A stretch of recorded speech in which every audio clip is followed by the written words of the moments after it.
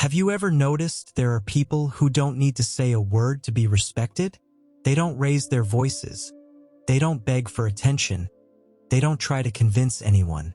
They simply withdraw, and their silence shifts the entire room. It's like they carry an invisible power that very few can grasp. That's a sign of rarity. Now think about yourself. How different would your life look if you weren't always the one on call? The one who replies instantly, the one who explains themselves all the time. Imagine the energy you'd save if you didn't have to react to every text, every demand, every expectation others throw at you. And what if I told you that this availability you thought was a virtue is actually your prison? That exhaustion nobody sees, that anxiety chewing you up inside, that constant feeling of being in debt. It's not weakness. It's a signal. Invisible codes that only rare people can read. Few ever understand this. Only those who've carried that silent weight know the truth. Real power isn't in reacting. It's in stepping back. That's the silent rebellion that shatters manipulation. The moment you stop being predictable, the world loses its grip on you. And that's when the turning point comes. What once looked like weakness, distance, silence, boundaries, reveals itself as your rarest strength. Today, I'm going to show you why stopping the people-pleasing game changes everything. And that's where Jung's warning hits. Living to please everyone isn't kindness. It's the fastest way to erase yourself. Jung used to say that living to please everyone is condemning yourself to lose your own individuality. That habit, the one that looks like virtue, is actually an invisible prison. You wear masks just to fit into people's expectations, and little by little, you forget your real face. Being emotionally available all the time isn't pure kindness. It's being manipulated without noticing, because someone who's too predictable is never respected, only used. And that kind of use comes with a high price. Your body and mind start screaming. Anxiety with no clear reason. Sleepless nights disguised as worry. Fatigue that lingers even after rest. You feel drained, like a power outlet that's plugged in 24/7. That weight you carry isn't weakness. It's proof of too much accessibility. And that invisible pain you feel? It's real even if nobody else admits it. Here's the big question. You help everybody, but who actually helps you? That's the dilemma no one wants to face.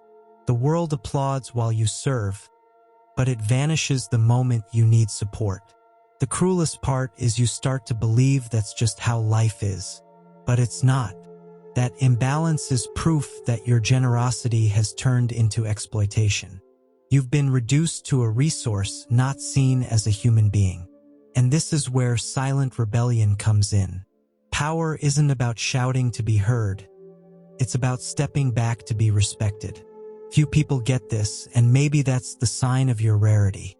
Not everyone has the guts to break the pattern. But the ones who dare to say no without explaining, the ones who learn to protect themselves, discover a kind of strength others can't figure out. The silence you fear is the very weapon that can set you free. The boundary that looks like selfishness is the thing that restores your worth. The no you thought was weakness is actually the start of your freedom. The invisible prison begins to crack the moment you realize you weren't made to be available 24/7. You're not some endless supply of energy, you're rare, and only those who are rare understand this calling. If you stay stuck in this cycle, the outcome is inevitable. Chronic exhaustion, loss of identity, that sinking feeling of insignificance. But if you see fatigue as a signal, not a failure, everything shifts. Because what once felt like suffering, anxiety, emptiness, silence, can be transformed into power. That's the moment the journey begins. And every step opens a doorway to a completely different life.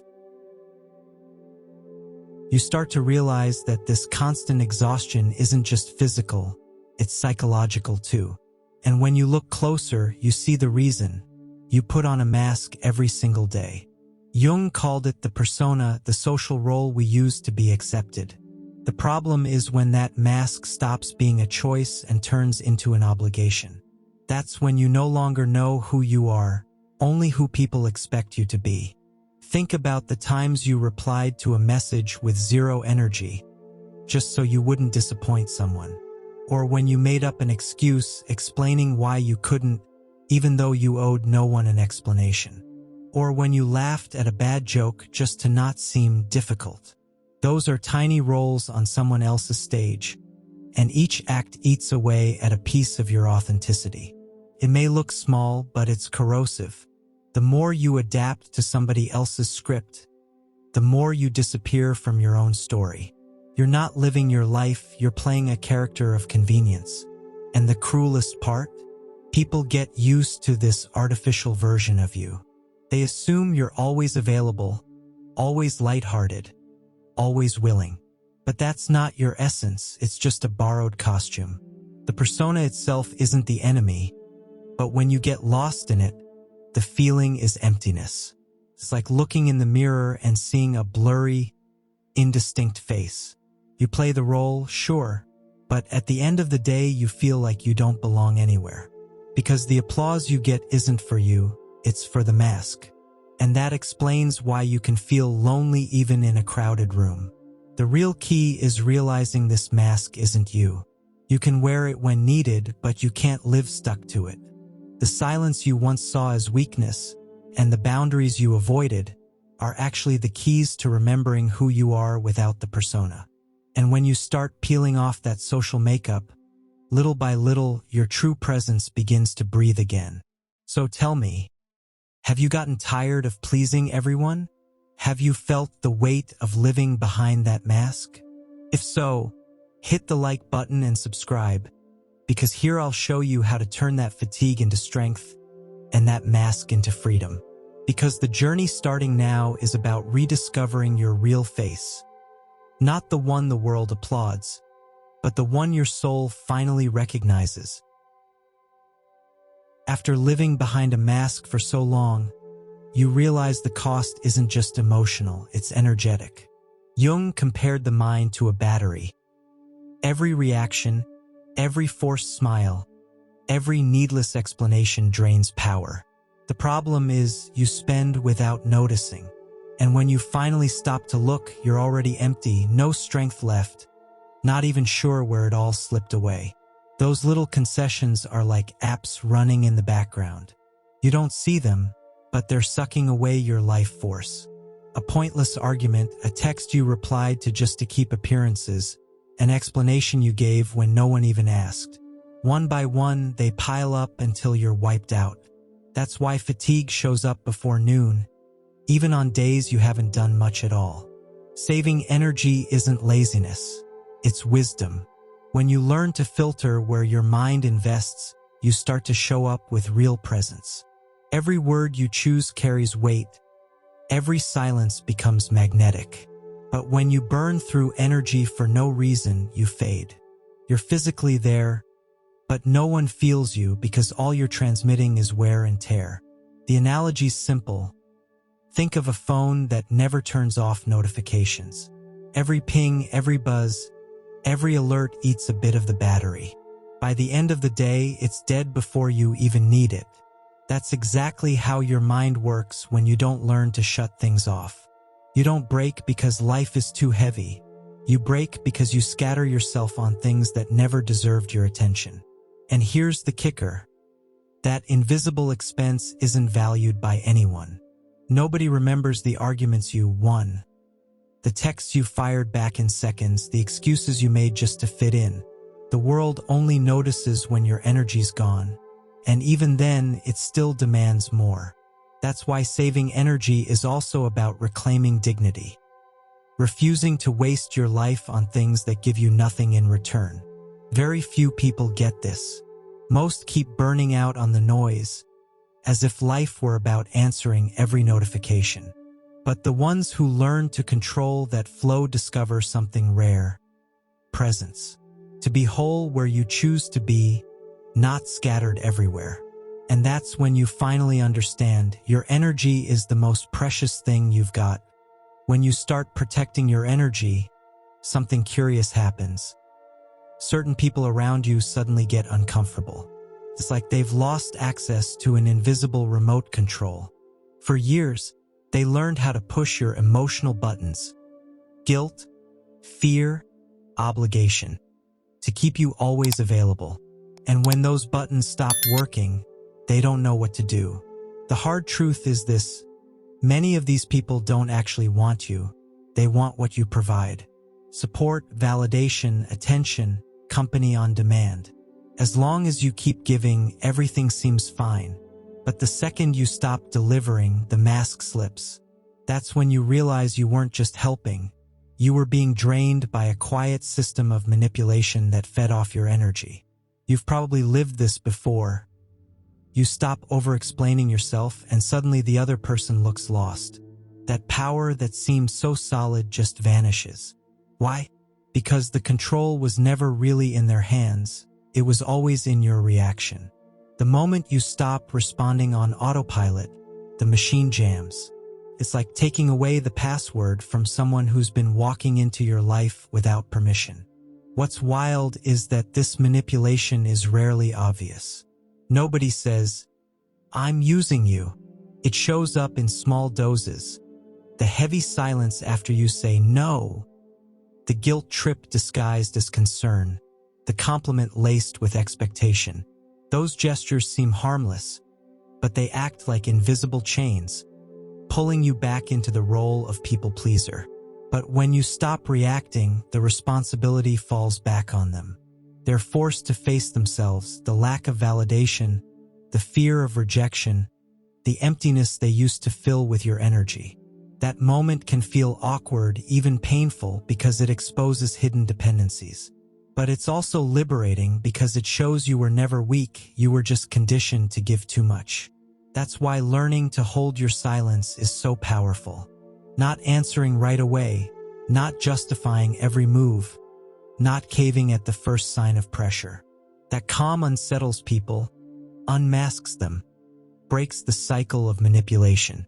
And in that new space where you can't be controlled, a different kind of presence is born. Steady, rare, and impossible to ignore. This is the moment you realize something life-changing. Silence isn't absence. It's intensified presence. When you stop reacting, the whole atmosphere shifts. Those who once depended on your response to feel powerful now face a disorienting void. That emptiness isn't weakness. It's strength in its purest form. Because deep down, silence is a choice and choice is control. Few people get this, but silence speaks louder than any shout.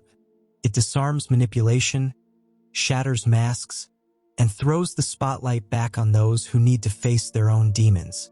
When you stop feeding the game dies. And, paradoxically, it's in that withdrawal that your inner voice grows clearer than ever. Conscious solitude or sacred isolation isn't cowardly escape. It's reconstruction. It's like walking into a quiet room after crossing a noisy market. Suddenly chaos gives way to clarity. By stepping back from external noise, you notice there's always been a voice inside you. It was just drowned out by other people's demands and expectations. That space of silence is like an invisible workshop. It's where you gather the scattered pieces of your energy, rebuild your identity, and reconnect with the thread of your own story. It's not about abandoning the world. It's about returning to it whole instead of fragmented. It's a strategic pause, not surrender. It's the recharge that prepares you for your next step. Take a simple example. When you turn off your phone for a few hours, you realize the world doesn't collapse without you. Anxiety eases, your mind clears, even your body relaxes. That small act reveals a bigger truth. You don't need to be constantly responding to matter. Your strength isn't in endless availability. It's in the power to choose when to give yourself. And that choice is what reveals the rare power of someone who's mastered silence. Because in sacred isolation, you don't vanish, you return. You return fuller, sharper, more in command of yourself. And that return never goes unnoticed. Those who once tried to control you through your reactions now face someone impossible to manipulate.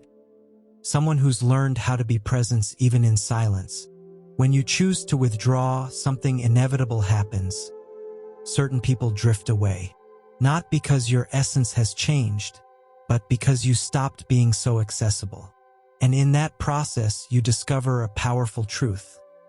Losing some is part of purification.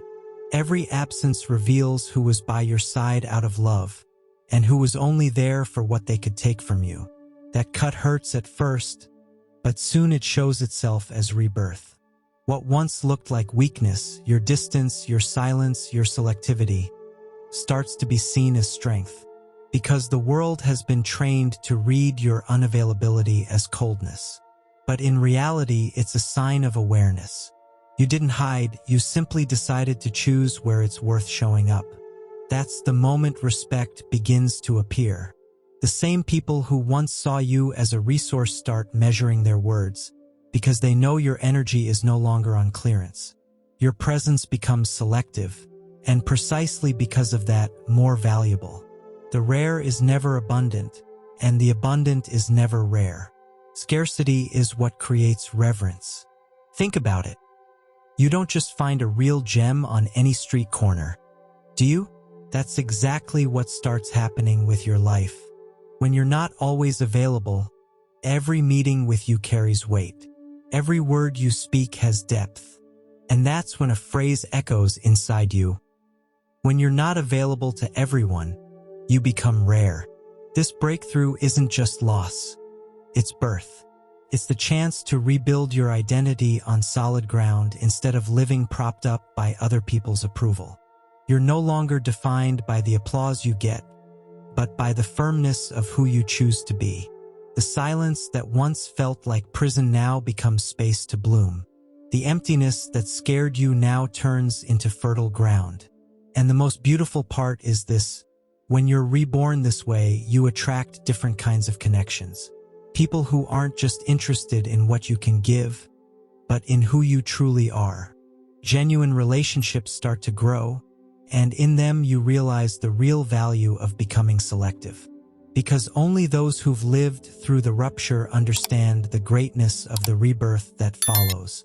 When you're reborn through that kind of rupture, you realize the losses were never the end.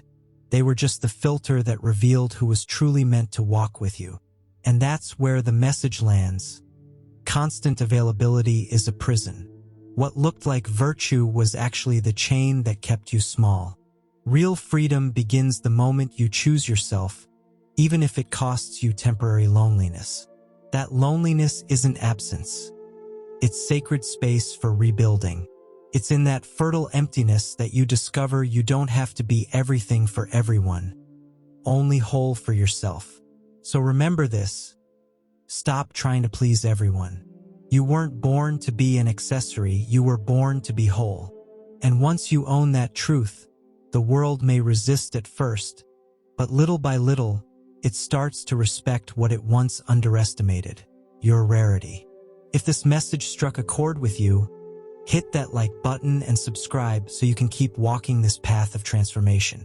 And drop this in the comments: I choose to be rare. That'll be our secret code of strength. A reminder that you're not alone on this journey. On the end screen, I'll point you to the next video that dives even deeper into this topic. And it might just be the step you've been waiting for.